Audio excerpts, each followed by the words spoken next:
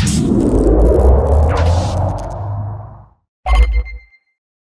guys, Chaps here, and welcome back to another Gears of War 4 Horde Guide. Today we'll be taking a look at the various skill cards available for the Sniper class. The Sniper has just 11 class-specific skills. As always though, let's begin with the 5 general use cards and how they apply to the Sniper. And by that, I mean how they don't apply to the Sniper. Depending on the style of run you're doing, I used to suggest Team Revive, but from the additions from Rise of the Horde, Team Revive isn't worth the slot. The other general use cards always have, and always will be, a pass for the Sniper. So let's hop over to the Sniper specific cards. We'll start with the marking cards. We have Mark Boost, which allows you to mark up to 7 enemies on the field, and we have Radar Ping, which allows you to mark everyone on the map with the push of a button. Well, at the Fabricator.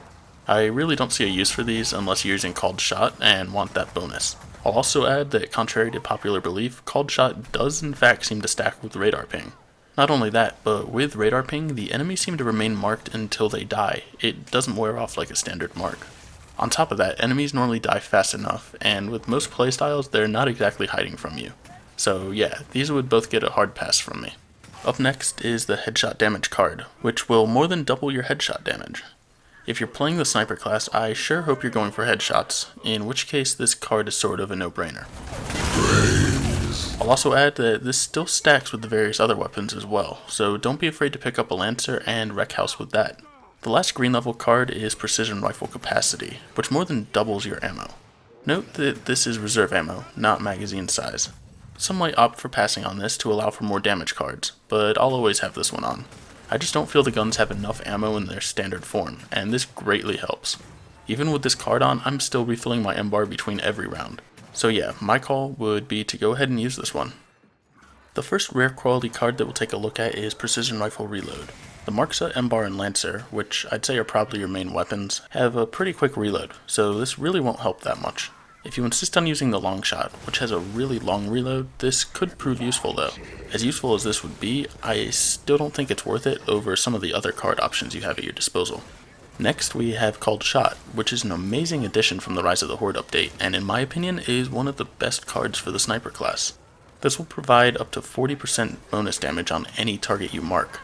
Previously, I used to consider the Sniper a nice-to-have class, but now I don't even really want to do a run without one. Some like to combine this card with the Mark Boost option to allow you to get more damage boost on multiple enemies, but personally I don't feel that I need to mark that many of them at once.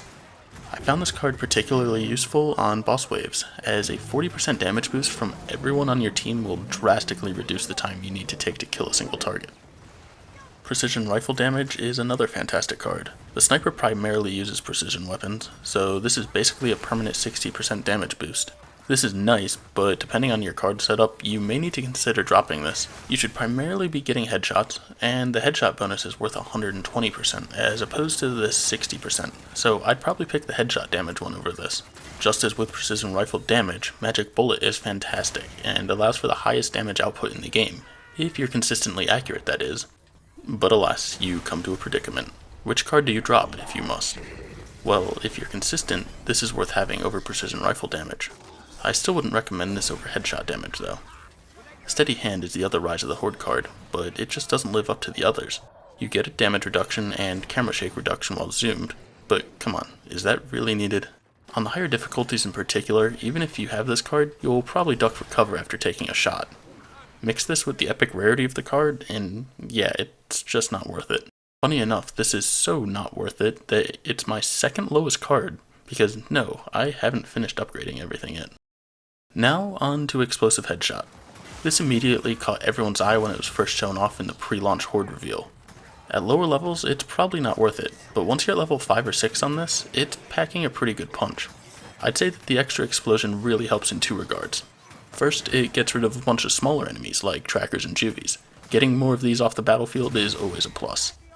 It will also occasionally stun the surrounding enemies, thus slowing them down and giving the team more time to shoot. All around, this is a fantastic card once upgraded. It certainly isn't for everyone though, and I do occasionally remove it to make room for the alternatives if I'm in the mood. The last card is Sniper Strike. This is the cheapest and probably the most cost-effective strike in the game. It sucks against bosses, but against everything else, it's amazing. It's also worth noting that it stacks with pretty much every other sniper card. I don't use this for every run, but it certainly comes in handy when I do use it. It's a nice, safe, and quick way to complete the headshot bonus objectives. It helps if you're overwhelmed, and it can really help speed up the last few waves if you got a lot of extra cash. Sure, the hammer strikes are probably more effective in that last regard, but not all teams want to use up a slot for Hammer of Dawn. The last added bonus is that this stacks with Magic Bullet, so it's a quick way to get a super powerful shot in the chamber. Well, as long as it doesn't mark a tracker or something like that, because yes, Sniper Strike will sometimes go after the smaller enemies. So yeah, that's a brief overview of the sniper cards, but which cards do I use? I'd say this one really depends on if you plan on running Sniper Strike, which I typically do. In this case, I use Headshot Damage, Precision Capacity, Called Shot, Explosive Headshot, and Sniper Strike. If I don't have a Sniper Strike on, I would typically replace it with Precision Rifle Damage. I don't have enough faith in myself to justify the benefit of Magic Bullet, but a more skilled sniper may want to swap it out for that one. Now that's what I use, but what about you guys? Let us know in the comments. Which cards do you prefer when sniping? Be sure to look out Wednesday next week where I'll be breaking down the strategies and tactics for the sniper. Also stay tuned later this week and all throughout next week to catch the other guides for the other classes. Don't forget to subscribe to ensure you don't miss any of our content, and thanks for watching everyone. I will catch you next time. Hey everyone, being this is our last planned set of Gears of War 4 Horde Guides, I wanted to do what I can to ensure that these are accurate. For that reason, I'll be pinning a comment to each of the videos with 3 things. 1. A link to a Reddit thread discussing Horde. 2. A link to a forum thread discussing Horde. And 3. A list of updates based on feedback. So please, if you disagree with something or if you want to discuss anything further, please reach out to me in any of the 3 places above or on Twitter. We're normally pretty good about responding, and I'll do what I can to keep these pinned comments updated. Note that these may not all be live as soon as the videos go up, but I'll hopefully have them together within a week or 2. Thanks again to everyone who's watched these videos, and I look forward to experiencing Gears 5 with you all next year.